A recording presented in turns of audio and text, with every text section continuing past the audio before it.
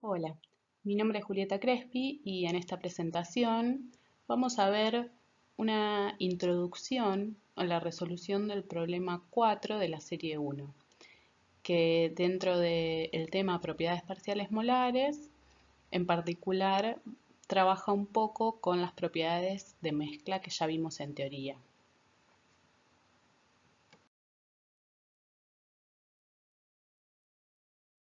Veamos en primer lugar el enunciado.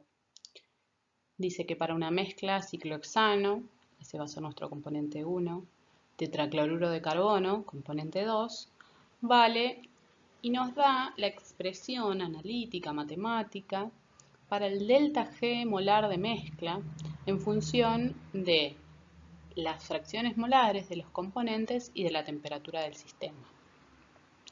En el punto A nos pide que obtengamos expresiones para la entropía molar de mezcla, las entropías molares parciales, la energía libre de Gibbs de mezcla molar, los potenciales químicos de ambos componentes, discuta y grafique los resultados a 25 grados centígrados, analice los valores límite y dé los valores numéricos para una mezcla equimolar a 25 grados centígrados. En el punto B, obtenga y grafique entalpías parciales molares de ambos componentes, los calores a dilución infinita, la capacidad calorífica molar de mezcla y las capacidades caloríficas parciales molares relativas de ambos componentes. Como datos nos da propiedades de los componentes puros, que ya veremos cómo los vamos a usar y en qué momento. Como ven, este problema es un problema muy largo que lleva bastante resolución matemática, por eso nosotros vamos a hacer eh, una introducción o una orientación a cómo es la resolución, pero después va a implicar que ustedes hagan todo ese desarrollo en papel, lo que además les va a ayudar a mecanizar, a agarrarle la dinámica, a trabajar con estas expresiones matemáticas, sobre todo para encontrar las propiedades parciales molares y además a poder analizar esas expresiones desde el punto de vista matemático para poder predecir cómo van a ser los gráficos, para encontrar valores límites, sin necesidad de tener que recurrir, si bien nosotros vamos a mostrar gráficos hechos en Excel, sin necesidad de recurrir a programas para graficar, ¿sí? Que nosotros podamos saber a priori más o menos cómo van a ser estas funciones con las que estamos trabajando.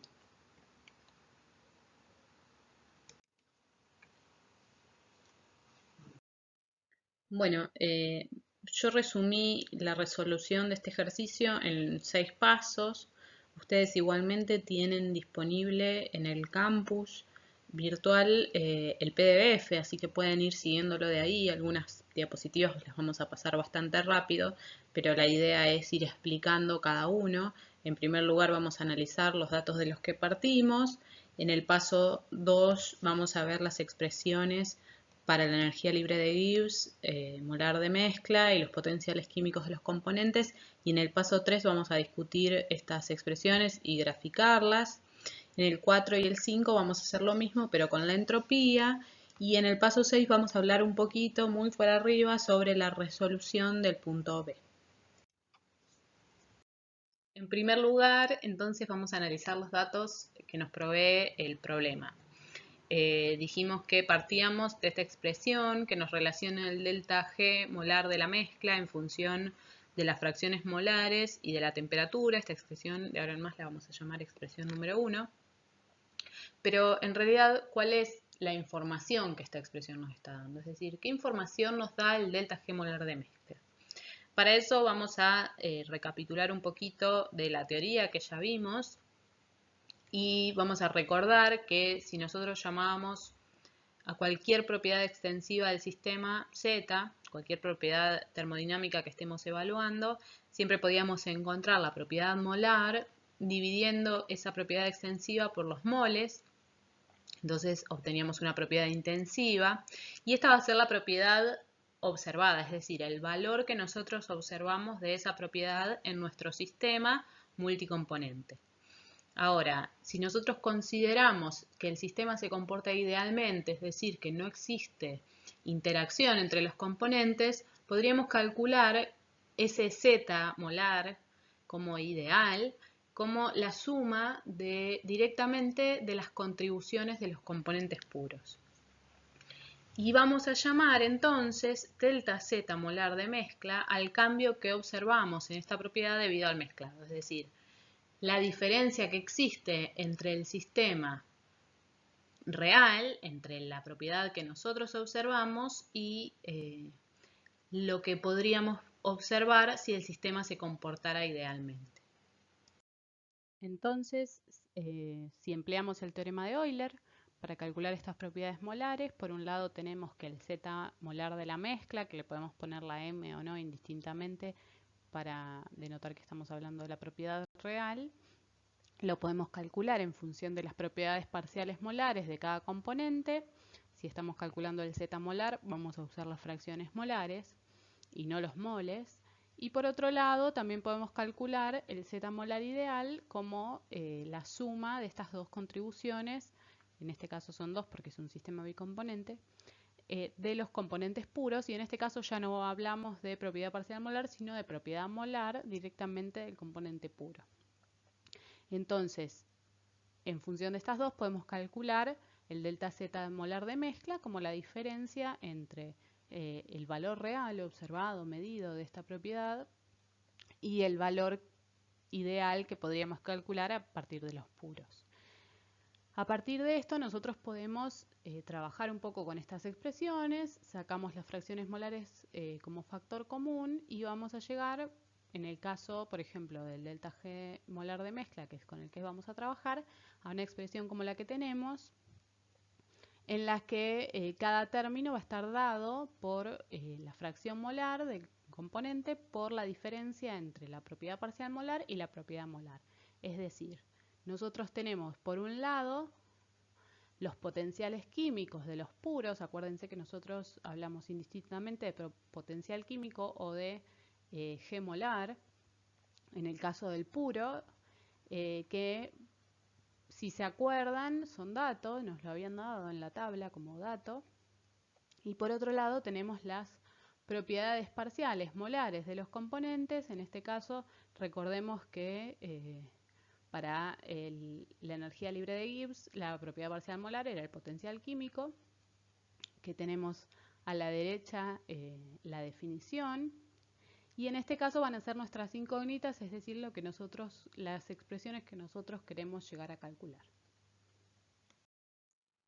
Por otro lado, el problema nos da de datos una tabla con algunos valores de variables molares para los componentes puros a 25 grados, y sobre esto vamos a remarcar dos cosas. En primer lugar, tener mucho cuidado siempre con las unidades para asegurar la consistencia en el uso de unidades durante el problema, teniendo en cuenta que la ecuación 1 me la están dando en Joule sobre mol.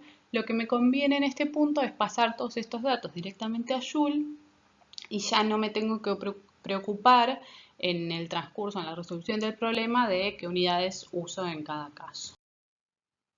Una vez que ya hicimos el cambio de unidades, lo otro que tengo que tener en cuenta es cómo voy a redondear yo estos valores, sobre todo teniendo en cuenta el número de cifras significativas que tienen los datos de los que partí y los factores de conversión que yo voy a usar, para no perder tiempo usando una cantidad excesiva de decimales que en realidad no me van a estar agregando ninguna precisión a la resolución del problema. Con todo esto, entonces, vamos a comenzar con la resolución en sí del problema por el paso 2, que era encontrar las expresiones para el G molar de la mezcla y los potenciales químicos de los componentes. Partiendo de la ecuación número 1, lo que vemos es que tenemos primero un gran término entre paréntesis, que yo los englobé todos dentro de una f de t, porque dependen nada más que de la temperatura para facilitar un poco la escritura. De ahora en más lo voy a llamar directamente como f de t y después vamos a ver cuando llegue el momento de calcularlo. Entonces, si retomamos lo que ya habíamos visto, decimos que vamos a poder despejar el G molar de la mezcla usando esta expresión número 1 y sumándole el G molar ideal, que era la contribución de los componentes puros. Así nos queda la expresión número 2, que nos da el G molar de la mezcla en función de las fracciones molares, de esta función de T y de los potenciales químicos de los componentes puros.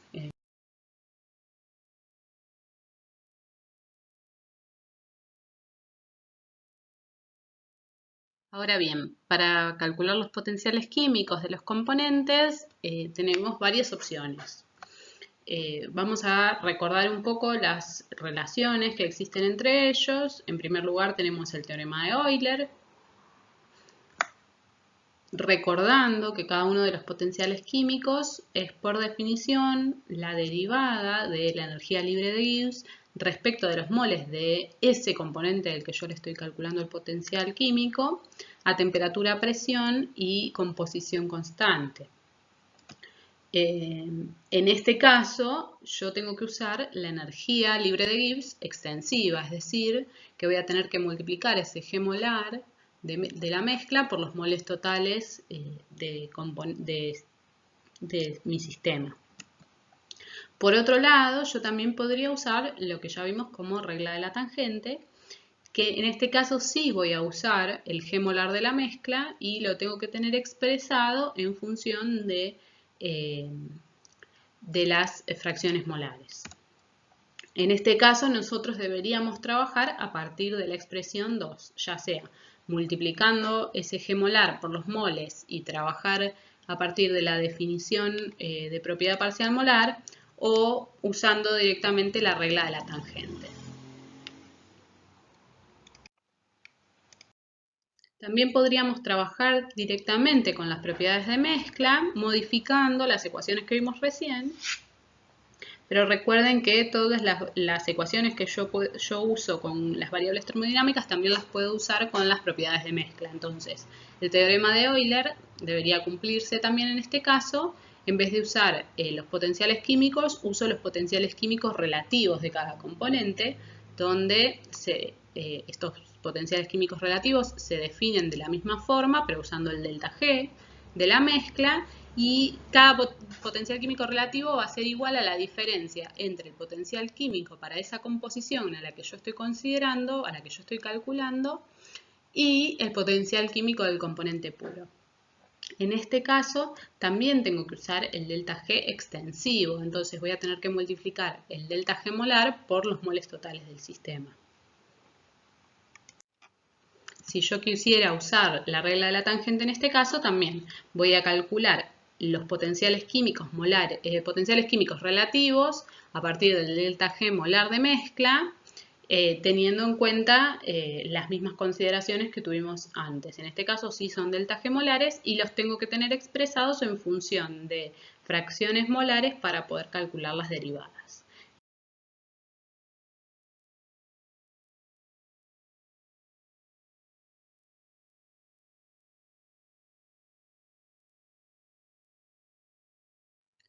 Entonces, cualquiera sea el conjunto de ecuaciones que ustedes elijan usar, deberían llegar siempre a las mismas expresiones finales. Todos los caminos son absolutamente intercambiables, es decir, que ustedes pueden elegir la ecuación que prefieran, la forma que prefieran, deberían poder llegar al mismo resultado que lleguemos con el caso que elegimos acá.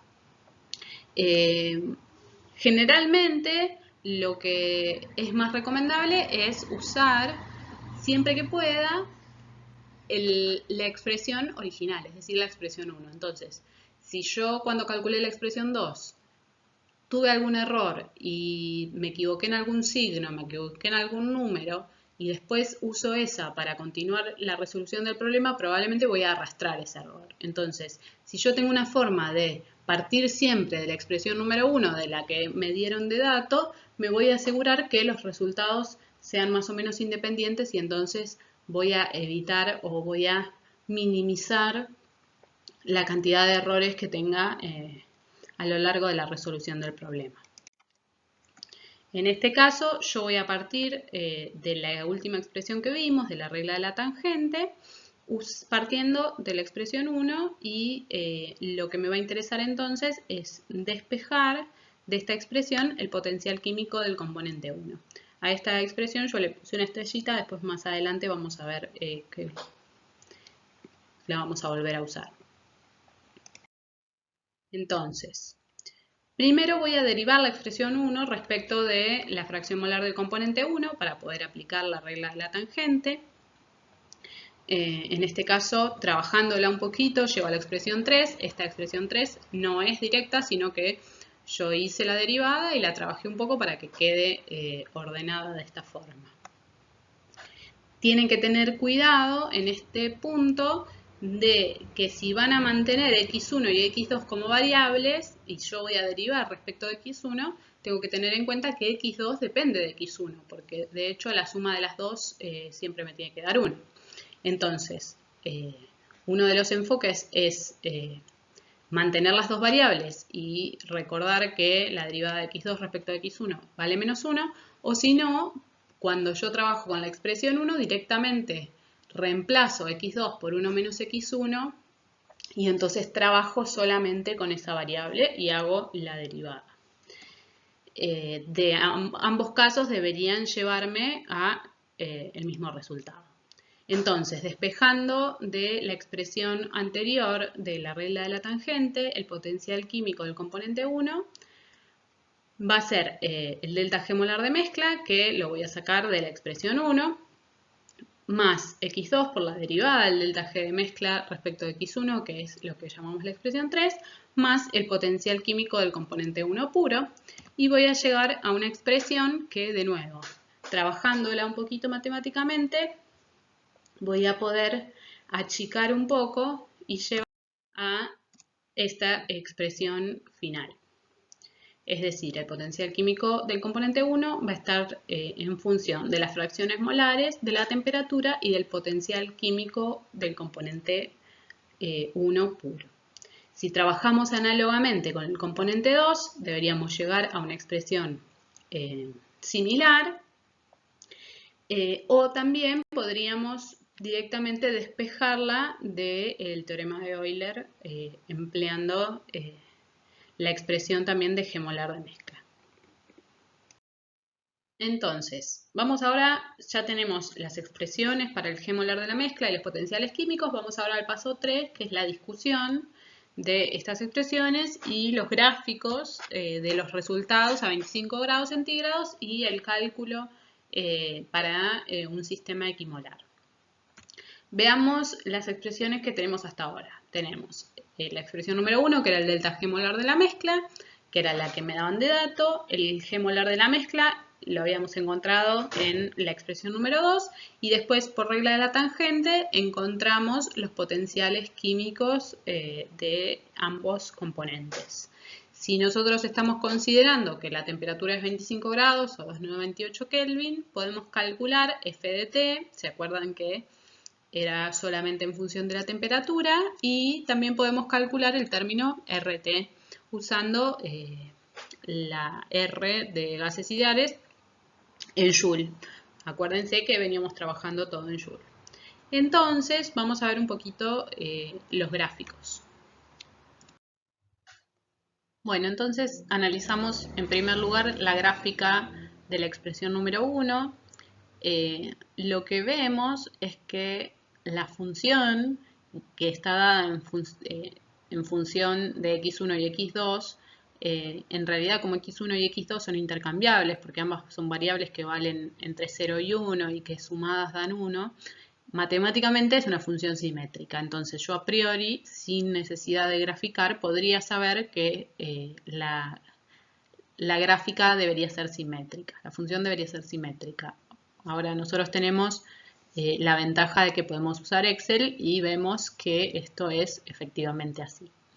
Por otro lado, si nosotros analizamos los extremos, en realidad vamos a ver que cuando x1 o x2 valen 0, no se puede calcular una parte de la función, entonces me va a quedar una indeterminación, pero yo sé que cuando tengo x1 o x2 igual a 0, en realidad el sistema no es una mezcla, sino que es un componente puro. Entonces no tiene sentido que exista en esos dos extremos un delta G de mezcla.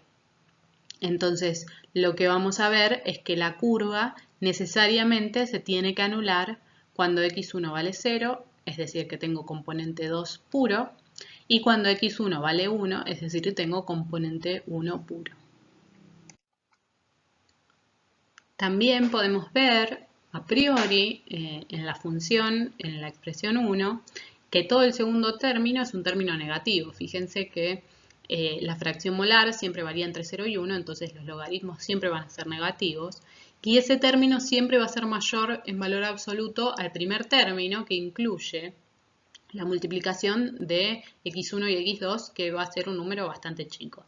Entonces, yo puedo predecir, y lo puedo confirmar a partir de la gráfica, que el delta G de mezcla para este sistema siempre es negativo. ¿Qué implica esto? Implica que para todo punto, o sea, para todo valor de x1, el G molar ideal es mayor que el G molar real del sistema. Otro punto que podemos analizar acá, o mejor dicho, una ventaja que podemos remarcar sobre esta gráfica, es que si yo quisiera aplicar la regla de la tangente, que nosotros ya resolvimos analíticamente, pero si yo la quisiera resolver de manera gráfica, como hicimos en el problema 2, esta curva, al ser tan redondeada y al tener una curvatura tan acentuada, me va a permitir que, el trazado de la tangente en cualquiera de los puntos sea relativamente fácil. Entonces la resolución gráfica partiendo de esta curva es bastante fácil. Si analizamos esta expresión para una mezcla equimolar, es decir, que x1 y x2 valen 0,5 a 25 grados centígrados, vamos a encontrar un valor determinado para delta G molar de mezcla, que yo se los agregué ahí abajo para que ustedes vayan controlando si obtienen los mismos resultados. Y además es interesante notar que en este punto, como la curva es simétrica y justo estamos en el medio de la curva, la derivada de esta curva en ese punto es igual a 0, lo que me va a facilitar después el cálculo cuando use la regla de la tangente. Graficamos ahora la expresión número 2 del G molar de la mezcla junto con la expresión del G molar ideal. Fíjense que el G molar ideal es una recta justamente porque los potenciales químicos de los componentes puros son constantes, ¿sí? Porque estamos trabajando a temperatura constante. Entonces la pendiente de esta curva siempre es constante, lo que identifica una recta. En cambio, el G molar real, que depende de los potenciales químicos, que son propiedades parciales molares, que dependen de la composición, ustedes saben que van a ir cambiando con cada composición. Eso hace que la pendiente vaya cambiando en cada punto. Fíjense que además se cumple acá lo que pudimos predecir en la diapositiva anterior, de que el G molar ideal para todos los puntos es mayor que el G molar real, y que en este caso tampoco podemos calcular los potenciales químicos, las energías libres de Gibbs molares en los extremos, porque tenemos los términos logarítmicos en función de x igual a 0, pero nosotros sabemos que en ambos casos debe cumplirse que cuando x1 vale 1, tanto G molar ideal como G molar real tienen que valer igual al potencial químico del componente 1 puro, y lo mismo en el extremo opuesto, que tiene que ser igual al del componente 2 puro. Retomando el tema de la regla de la tangente, fíjense que en este caso, si yo quisiera resolver gráficamente a partir de la regla de la tangente sobre la curva roja, que es la curva del G molar de la mezcla, sería un poco más complicado que en el caso anterior, ¿sí? Trazar la tangente en cada punto de esta gráfica no va a ser algo tan trivial, como si quizás lo era en la curva anterior.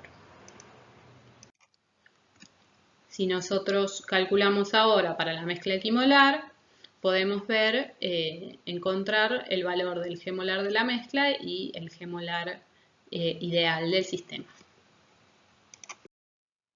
En esta última gráfica vemos, además de los G molares de la energía libre de Gibbs del sistema, vemos los potenciales químicos de los componentes. En azul quedó el potencial químico del componente 1 y en amarillo quedó el potencial químico del componente 2. Fíjense que cuando X1 tiende a 1, el potencial químico del componente 1 tiende al potencial químico del componente 1 puro, y cuando X1 tiende a 0, el término logarítmico tiende a menos infinito, entonces el potencial químico tenderá a menos infinito. Lo opuesto ocurre con el potencial químico 2. Además, lo que podemos analizar es que el término logarítmico siempre me va a dar negativo, y además a eso le estoy sumando otro término negativo muy grande, que es el del potencial químico del puro, y la suma de esos dos términos siempre va a ser mayor en valor absoluto que el primer término, que me va a dar un número generalmente chiquito. Entonces hace que el potencial químico siempre sea negativo, y siempre sea siempre sea menor además que el potencial químico del componente puro. Es decir, el máximo de la curva siempre va a estar en el extremo para estas funciones en particular. Habrán notado que en estas curvas se encuentran en los extremos algunas irregularidades que están dadas por acá, que en realidad son problemas de usar el Excel para graficar, porque se calculó punto a punto y en esos puntos dan algunas inconsistencias, pero en general lo que nos interesa saber es que para valores tan cercanos a los límites, ambas funciones tienden a menos infinito, entonces no deberíamos prestarle mucha atención a lo que ocurra en esas áreas. Finalmente, vemos que los potenciales químicos calculados para una mezcla equimolar me dan los valores que se marcaron en la diapositiva. Bueno, como verán, llevamos un buen rato hablando y recién resolvimos una parte del punto A. Todavía nos queda un montón de problemas por resolver. Como ya se está haciendo bastante largo, para que no quede un video interminable, yo lo que voy a hacer a partir de ahora es apurar un poco la resolución. Les voy a dar algunos tips, todo queda guardado en el PDF, y cualquier cosa, cuando ustedes vayan encontrándose con problemas, lo pueden ir consultando por cualquiera de los canales habilitados por la cátedra.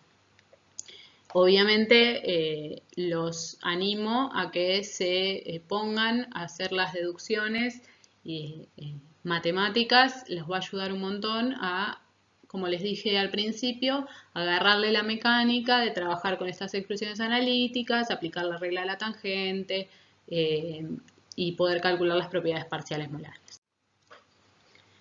Vamos ahora al cuarto paso que habíamos dicho al principio, que es encontrar las expresiones para la entropía molar de la mezcla y las entropías molares parciales de los componentes.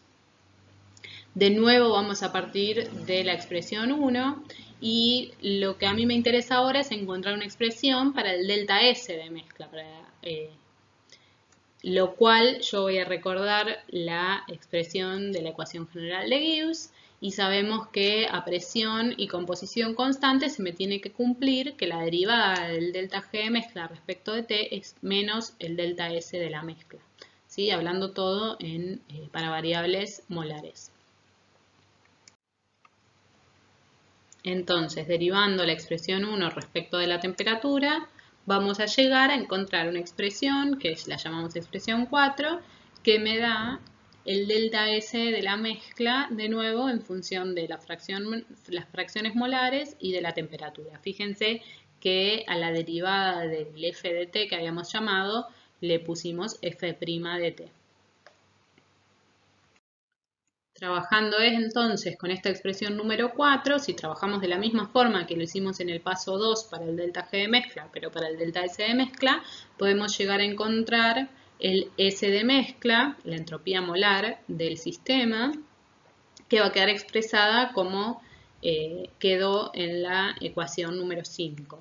También deberían llegar a esta expresión si derivaran la ecuación número 2 respecto de la temperatura, es decir, la derivada del G molar de la mezcla respecto de la temperatura me debería dar menos la entropía molar de la mezcla. Acá tendríamos el problema que dijimos hoy, que si yo cometí algún error cuando calculé la ecuación número 2, lo estaría arrastrando y entonces también tendría mal este punto. A partir de esto, a partir de la expresión del delta S o del S de mezcla, nosotros podemos calcular las entropías parciales molares de ambos componentes de la misma forma exactamente que ya habíamos visto antes, o mediante la definición de propiedad parcial molar, usando la entropía ahora extensiva, es decir, la propiedad molar multiplicada por los moles, o por otro lado, usando la regla de la tangente, cuando tengo el S molar o el delta S molar en función de la fracción molar del sistema o de la fracción molar de alguno de los componentes. Trabajando de la misma manera que trabajamos en el paso 2, yo puedo llegar a la entropía parcial molar del componente 1 y a la entropía parcial molar del componente 2, o también podría obtener esta última a partir de la ecuación de Euler. También debería poder calcular ambas expresiones usando la misma relación entre potencial químico y entropía parcial molar. Acuérdense que todo lo que se cumple para cualquier variable termodinámica también debe cumplirse para las propiedades parciales molares. Entonces, ahora tenemos todas estas expresiones, las podemos graficar igual que hicimos en el paso 3. Calculamos el f' de t, es decir, la derivada del f de t, y van a ver que acá encontramos todas las mismas gráficas, el delta S molar de mezcla con sus valores para una mezcla equimolar. Acá también podemos hacer el mismo análisis. Fíjense que en este caso el delta S molar de mezcla es positivo para todos los puntos porque el término logarítmico que quedaría negativo está precedido por un signo menos, entonces siempre va a ser positivo y eso hace que entonces el S molar de la mezcla siempre sea mayor que el S molar ideal. Y también en este caso va a ser muy fácil trazar la tangente si yo quisiera resolverlo gráficamente. Por otro lado tenemos la gráfica de las entropías molares del sistema, tanto real como ideal.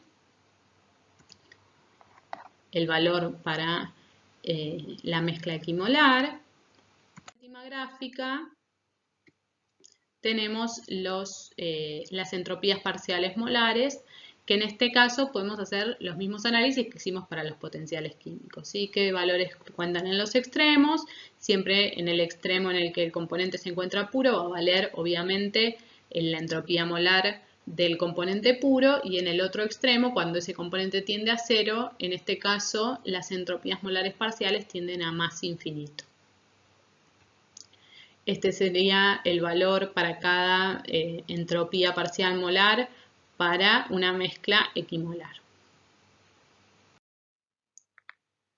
Para la resolución de el punto B, vamos a recapitular un poco porque ya nos olvidamos de qué era lo que nos pedían. El problema decía, obtenga y grafique las entalpías parciales molares de ambos componentes en la mezcla, los calores de dilución a dilución infinita, la capacidad calorífica molar de la mezcla y las capacidades caloríficas parciales molares relativas de ambos componentes. Todos esos son un montón de definiciones que vamos a repasar. Fíjense que nosotros vamos a llamar delta H molar de la mezcla, lo pueden encontrar también como calor integral o total de disolución, porque va a ser el calor que intervenga en la mezcla justamente por el proceso de mezclado, ¿sí? Como habíamos visto para cualquier delta Z molar de mezcla. Las entalpías parciales molares van a estar notadas como siempre con la rayita y el subíndice. Y vamos a decir que cuando le agrego el infinito estoy hablando de dilución infinita. Ese concepto está desarrollado en los apuntes y pueden repasarlo. Lo único que implica es que estoy considerando que el sistema está muy diluido en el componente en el que yo estoy calculando. Es decir, que el calor de dilución a dilución infinita del componente 1 va a ser el límite de la entalpía parcial molar del componente 1 cuando x1 tiende a 0. Por otro lado, yo voy a poder calcular la capacidad calorífica molar de la mezcla y además las capacidades caloríficas parciales molares relativas, como la diferencia entre la propiedad parcial molar y la propiedad molar del puro. Para poder resolver este punto B, yo voy a tener que recurrir a algunas ecuaciones extras que me relacionen la entalpía con la energía libre de Gibbs, en particular el delta H molar de la mezcla con el delta G molar de la mezcla. Para eso acá tienen algunas expresiones que le van a servir. Fíjense que voy a poder calcular el delta H molar de la mezcla a partir de la derivada del delta G molar de mezcla sobre T respecto de T, multiplicando por menos 1 y por T cuadrado. Y después, si yo derivo esa expresión respecto de la temperatura a presión y composición constante, obtengo el delta Cp de la mezcla. Siguiendo los mismos procedimientos que vimos hasta ahora, podemos encontrar el delta H molar de la mezcla, que fíjense que tiene una forma muy parecida a todos los que ya vimos.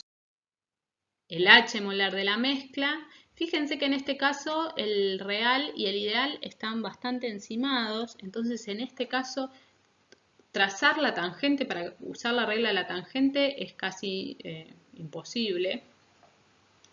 Y fíjense que además la diferencia que voy a encontrar entre las propiedades parciales molares y las propiedades molares de los puros van a ser prácticamente nulas. ¿Cómo queda evidenciado en este gráfico? Fíjense que las propiedades parciales molares, las entalpías parciales molares, son bastante constantes, es decir, tienen un valor bastante constante a lo largo de toda la composición. La variación es muy chiquita. Si queremos calcular las composiciones, las entalpías parciales molares a composición muy diluida, es decir, a dilución infinita, tendríamos que aplicar, como dijimos antes, el límite cuando xy tiende a 0. Entonces voy a ver que los valores que toman son los que encontramos en los extremos de las curvas. Bueno, y finalmente podría trabajar de la misma forma, pero usando el delta Cp de mezcla, es decir, la capacidad calorífica de mezcla de mi sistema. Fíjense que en este caso lo que yo voy a obtener son Cp molar parcial relativo de cada componente, es decir, que va a quedar expresado como delta, como propiedad de mezcla, porque yo no tengo los datos de Cp de los componentes puros para poder despejar. Pero como puedo aplicar directamente la regla de la tangente a partir de la propiedad de mezcla, directamente saco los valores de las propiedades parciales molares relativas. Bueno, acá termina este video que quedó bastante largo, pero ustedes intenten hacerlo. Si tienen algún problema, alguna duda, nos pueden consultar y yo me despido esperando que les haya servido.